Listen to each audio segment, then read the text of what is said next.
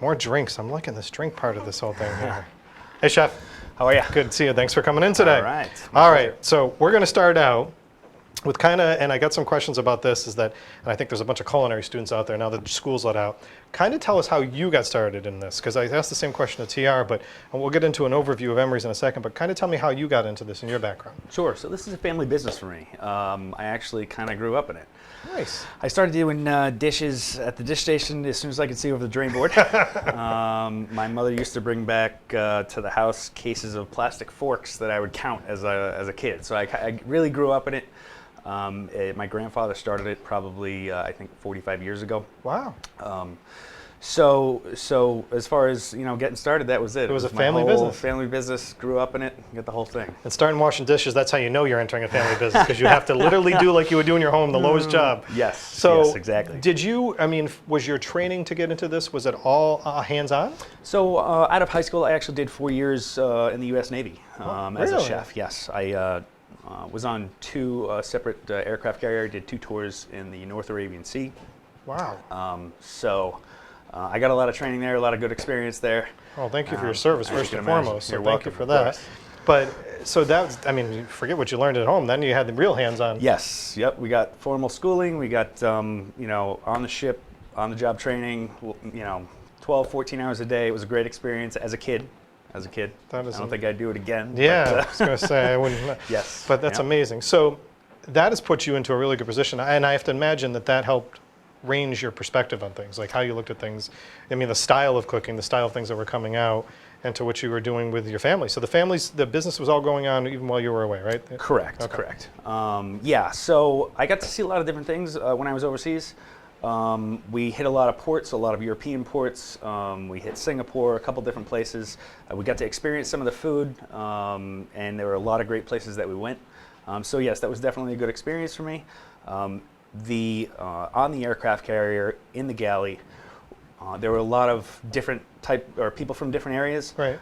So everybody had their little influence, and you did get to learn a variety of different cooking techniques and all sorts of different stuff. What an unreal experience. Again, thank you. That's No problem. so cool that you're able to have that. So now tell us a little bit about the family business. So tell us about Emery's Catering, where you guys are located, the style of what you guys are doing in the events. I tried to put up some great pictures that are out there, but also, again, I want to highlight for all my guests, checking out their websites is a great thing to do as well. But tell us a little bit about Emery's. Like I said, Emery's Catering was started by my grandfather about 45 years ago. The roots of the company are really in sort of like the Central Falls, Pawtucket area. Okay. They were there for years and years. We just got a brand new state-of-the-art commissary across the street from the airport down in Warwick. It's a fantastic facility. I'm so excited to be there. The staff is so excited to be there. Tremendous. It's everything's brand new. It's beautiful. It's clean. It's great. I love it. It's great when that happens. There are floor drains. It's all the things you guys don't have to worry about that on this side we worry about. It's a cook or a culinary professional's absolute dream. So it's great.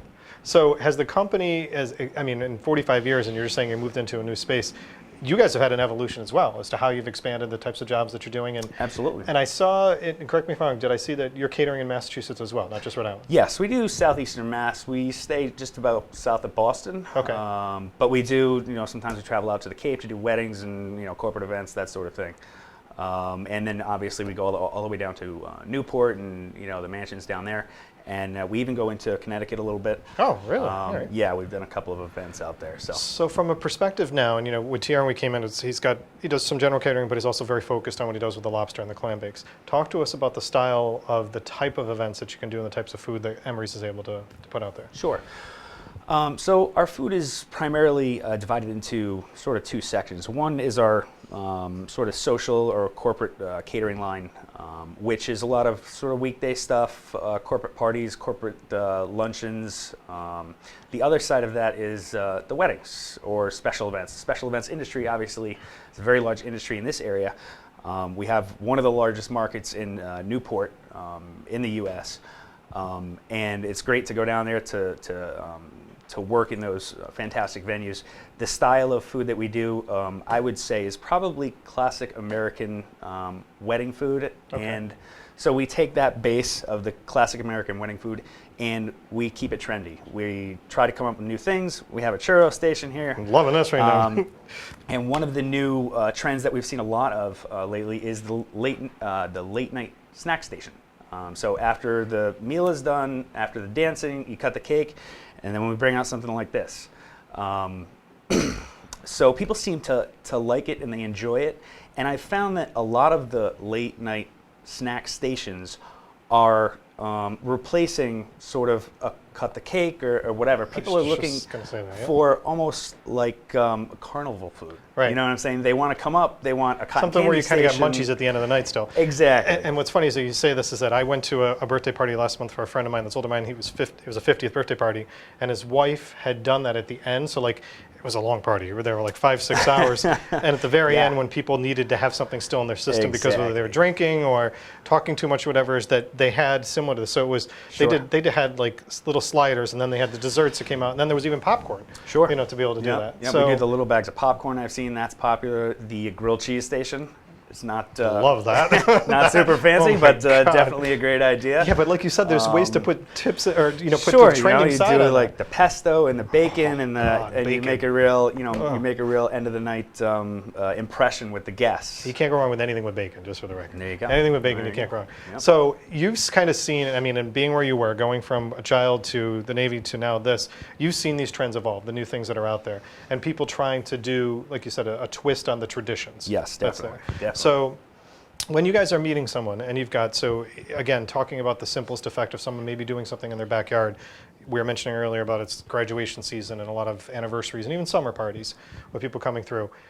Are you guys, when someone's coming in and telling you they don't know what they want, they just know we want to do something, are you guys making the suggestions? Or are you trying to pull more information from them? What's the recommendation? So typically our clients will come in fairly prepared with what basically now amounts to a graduated Pinterest board. Okay, and we were just talking about Pinterest. Pinterest is great for this because they come in with the ideas, the raw sort of, this is kind of what I think I want, but I'm not really 100% sure.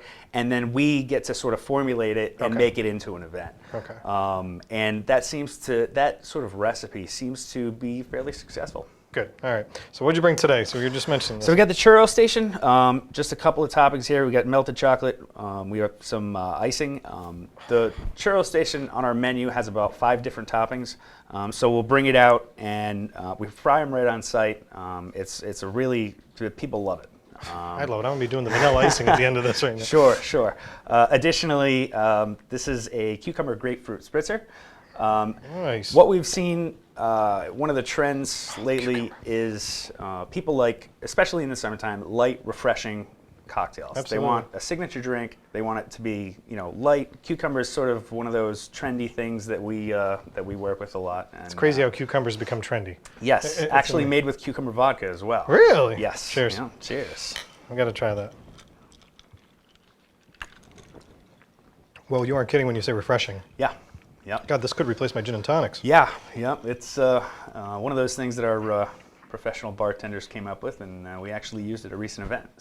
So we were mentioning, on tips and trends about this, about the style and the late night things. Have you noticed any differences or recommendations that you would give people on how to set up the menus? Like a lot of things right now for the summertime at parties and stuff like that is buffet style to come out and do it.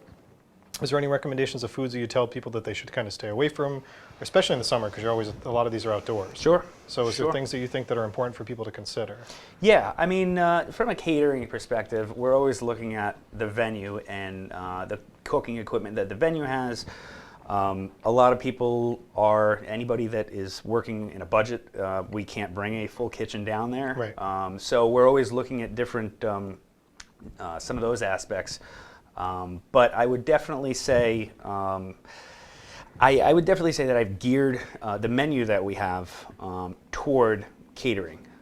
So we don't necessarily put a risotto on there because it has to go from oven to plate in 30 seconds and you have to eat it. When you're doing 100 meals in 13 minutes, right. We need food that's going to hold up for those 13 minutes. So Definitely the food on our menu is geared specifically toward The environment in which you're preparing. Exactly. Oops, that was my bad. Oops. Taylor, I made a mess.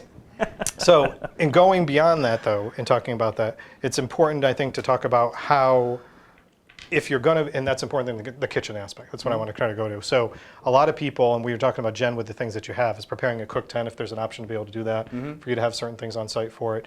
But a lot of the food, you want to keep temperature. So you want to keep things that can stay heated, or things that can stay cool for the spring and the summertime to be out there. And in catering, we have a lot of different ways to do that. We have ovens on wheels, we have grills on wheels, we have portable burners that's similar to like a six top burner, but it's a single, and it runs on butane. So we have a lot of different ways to to make that event happen, to keep that food where it's supposed to be, well within the health department. And you can give the suggestions for what people may need for that type Absolutely. of thing. We wouldn't, if I felt uncomfortable with the particular food product and I wasn't comfortable that we could keep it within that food safety zone, we would do it. Okay, great. So I guess this comes back to a lot of the times too is about asking these questions, going back to what I said to my first two guests, is that anything can kind of be done. You can execute as much as you want or as little as you want to be able to have these things happen. These guys, from what I saw, and you had amazing, amazing pictures too, talking about the churros. You had great pictures on your site about desserts. So going from beginning to end to whatever that is, and I want to empty the rest of that one out, that was a waste, but going from beginning to end of what it's going to be for you is the questions that you need to talk about through. And he mentioned that the Pinterest boards and how people come in with the ideas of what they want. Absolutely. I've still had people that have come to me and said, okay, I want to have this hot food and this hot food and this hot food, and I'm like, okay, we're gonna have anything cold. You want to kind of, you definitely need that balance. Right. You need that balance.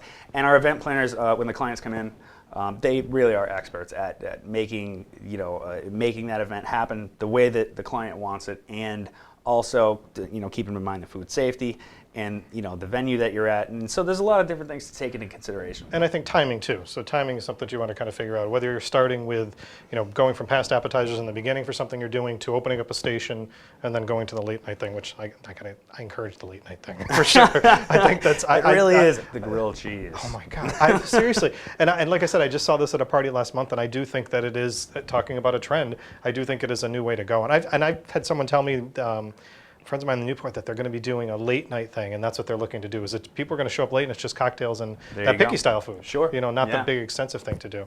Well, Chef, thank you. This was awesome for you to come in. Sorry I messed up the drink because I would have drank the whole thing like there was no tomorrow. But thank you. You guys got a lot going on. Congratulations again to what you've achieved. The new, pantry station, the new commissary that you got is unbelievable. That's wonderful. And in Warwick, you said, right? Yes, it's down in Warwick. That's awesome. But thank you again, Chef. Thank Really you for appreciate you having me. making the time. Take care. Taylor, grab that with you. A new one out of the box, new one of these. All right, so now that I'm done making messes, I could have made a big mess with the lobster the more than I did with the drink. So we kind of set this up so that we covered so that we covered the food side of things and the event side of things, and then led into something that I was mentioning in the beginning that to me is kind of an event that you can do on your own and be a part of, where the